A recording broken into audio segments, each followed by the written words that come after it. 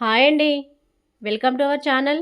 ఈరోజు మన ఛానల్లో సింపుల్గా అండ్ టేస్టీగా బ్రెడ్ తోటి గులాబ్ జామున్ ఎలా చేయాలో చూద్దామండి. వీడియోకి వెళ్ళే ముందు మన ఛానల్ని లైక్ చేయండి, షేర్ చేయండి, సబ్స్క్రైబ్ చేయండి. Please support me friends. ఇప్పుడు ఒక 5 వరకు బ్రెడ్ పీసెస్ని తీసుకోవాలి. వీటి సైడ్స్కి ఉండే బ్రౌన్ పార్ట్ అనేది తీసివేసి చిన్న చిన్న ముక్కలుగా కట్ చేసుకొని బౌల్లో వేసుకోవాలి. ఇప్పుడు ఇందులోకి కాచి చల్లార్చిన పాలను కొన్ని వేసుకుంటూ ఒకసారి అంతా కలిసేటట్టు బాగా కలుపుకోవాలి. ఇప్పుడు ఇందులోకి ఒక 2 టేబుల్ స్పూన్ల వరకు మిల్క్ పౌడర్ వేసుకోవాలి. 1 స్పూన్ వరకు నెయ్యి వేసుకొని ఈ నెయ్యి మిల్క్ పౌడర్ అనేది ఇందులో కలిసేటట్టు బాగా కలుపుకోవాలి.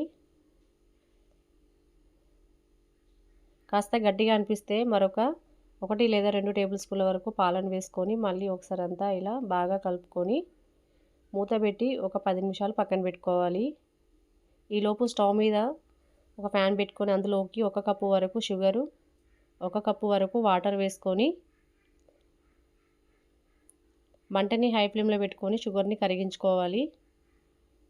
షుగర్ అనేది కరిగాక ఇప్పుడు మంటని మీడియం ఫ్లేమ్లో పెట్టుకొని ఒక 4 నిమిషాలు మరిగించుకోవాలి. ఇప్పుడు ఇందులోకి ఫ్లేవర్ కోసం ఒక 2-3 యాలకులను కొట్టి వేసుకొని పాకం అనేది కాస్త జిగురుగా అయ్యాక ఇప్పుడు స్టవ్ ఆఫ్ చేసుకొని మూత పెట్టి పక్కన పెట్టుకోవాలి.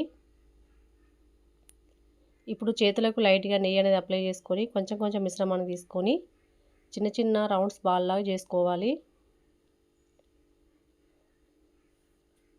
ఇలా అన్నీ చేసుకొని ఒక ప్లేట్లో వేసుకొని పక్కన పెట్టుకోవాలి. ఇప్పుడు స్టవ్ మీద ఒక ప్యాన్ పెట్టుకొని డీప్ ఫ్రై సరిపడా ఆయిల్ వేసుకొని ఆయిల్ అనేది హీట్ అయ్యాక మనం రెడీ చేసుకున్న బాల్స్ని ఇలా ఆయిల్లో సరిపడని ఒక్కొక్కటి వేసుకోవాలి. ఇలా వేసుకొని ఇలా 2 వైపులా తిప్పుకుంటూ మంచి కలర్ వచ్చేదాకా బాగా ఫ్రై చేసుకోవాలి. మంటని మీడియం ఫ్లేమ్లో పెట్టుకొని మంచి కలర్ వచ్చే వరకు బాగా ఫ్రై చేసుకోవాలి. ఇలా మంచిగా ఫ్రై అయ్యాక వీటిని మనం ముందుగా పక్కన పెట్టుకున్న షుగర్ సిరప్లోకి వేసుకోవాలి.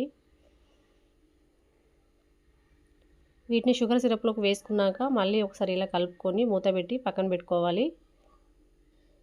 మిగతా వాటిని కూడా ఆయిల్లో సరిపడన్ని వేసుకొని 2 వైపులా తిప్పుకుంటూ మంచి కలర్ వచ్చే వరకు బాగా ఫ్రై చేసుకోవాలి. వీడియోలో చూపిస్తున్న విధంగా మొత్తం అన్ని ఇలాగే ఫ్రై చేసుకొని షుగర్ సిరప్లోకి వేసుకోవాలి. పాకం అనేది కాస్త గోరువెచ్చగా ఉండేటట్టు చూసుకోవాలి.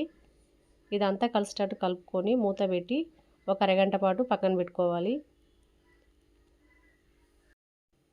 అంతేనండి, బ్రెడ్తో చేసిన గులాబ్ జామున్ రెడీ అండి. స్వీట్ దినాలకు వచ్చినప్పుడు ఇన్స్టెంట్గా అప్పటికప్పుడు మనం ఇలా రెడీ చేసుకోవచ్చు అండి. ఈ సింపుల్ అండ్ టేస్టీ అయిన బ్రెడ్తో చేసిన గులాబ్ జామున్ రెసిపీ మీకు నచ్చినట్లయితే లైక్ చేయండి, షేర్ చేయండి, సబ్స్క్రైబ్ చేయండి. Please support me friends. Thanks for watching.